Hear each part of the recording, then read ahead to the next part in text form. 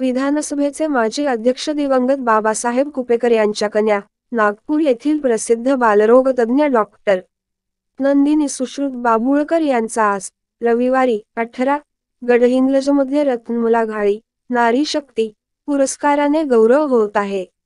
या निमित्ताने त्यांच्या वैद्यकीय, सामाजिक व राजकीय क्षेत्रातील कामगिरीला उजाळा मिळाला असून कुपेकर प्रेमींनी त्यांना भावी वाटचालीसाठी शुभेच्छा देखील जाहीरपणे दिल्या आहेत। त्यामुळे चंदगडच्या राजकारणात त्या पुन्हा सक्रिय होणार का, याचीच गडहिंग्लज विभागासह जिल्ह्यात चर्चा आहे। 2012 मध्ये बाबासाहेब कुपेकर यांचे आकस्मिक निधन झाले। त्यानंतर शरद पवारांनी चंदगडच्या पालकत्वाची जबाबदारी कुपेकरांच्या पत्नी संध्यादेवी यांच्यावरच टाकली। त्यावेळी नंदाताई हिमतीने आईच्या पाठीशी ठामपणे उभ्या राहिल्या। त्यामुळे संध्यादेवी 2 वेळा आमदार झाल्या, परंतु त्यांच्या यशस्वी वाटचालीच्या खऱ्या सूत्रधार नंदाताईच राहिल्या। दरम्यान संध्यादेवींनी प्रकृती आणि वयोमानामुळे गेल्या वेळची निवडणूक लढविण्यास असमर्थता दाखवली। त्यामुळे नंदाताईंनी निवडणूक लढवावी असा नेतृत्वाबरोबरच कार्यकर्त्यांचाही आग्रह होता। त्यामुळे नकारानंतरही पुन्हा लढण्याची तयारी त्यांनी दाखवली होती। परंतु उमेदवारी दाखल करण्यासाठी चंदगडला येत असतानाच नागपूरच्या विमानतळावरून अचानकपणे त्या माघारी परतल्या। म्हणूनच राजेश पाटील यांना संधी मिळाली।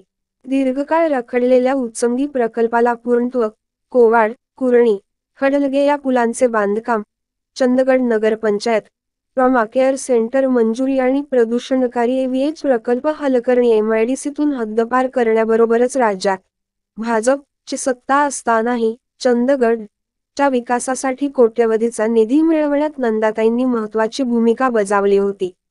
म्हणूनच गेल्या वेळी राष्ट्रवादीसह भाजपानेही त्यांना उमेदवारीची ऑफर दिली होती।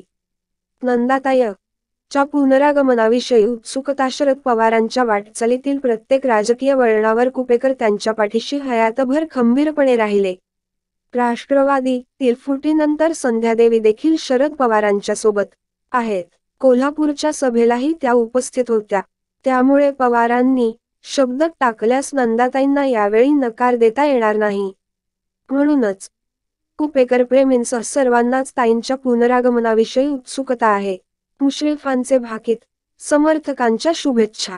एव्हीएच विरोधातील लढाई जिंकल्यानंतर हसन मुश्रीफांनी नंदाताईंचे जाहीरपणे कौतुक केले होते। आज शाहू महाराज असते तर त्यांनी नंदाताईंची बग्गीतून मिरवणूक काढली असती। त्यांच्या सासर माहेरच्यांनी संमती दिली तर त्या चंदगडच्या भावी आमदार असतील असे भाकीतही त्यांनी केले होते। पण नंदाताईंनी निवडणूकच लढवली नाही।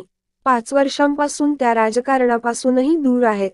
तरी देखील पुरस्काराच्या निमित्ताने अजित पवार, मुश्रीफ समर्थकांनी ताईंच्या भावी वाटचालीसाठी शुभेच्छा दिल्या आहेत, त्याचीच विशेष चर्चा आहे।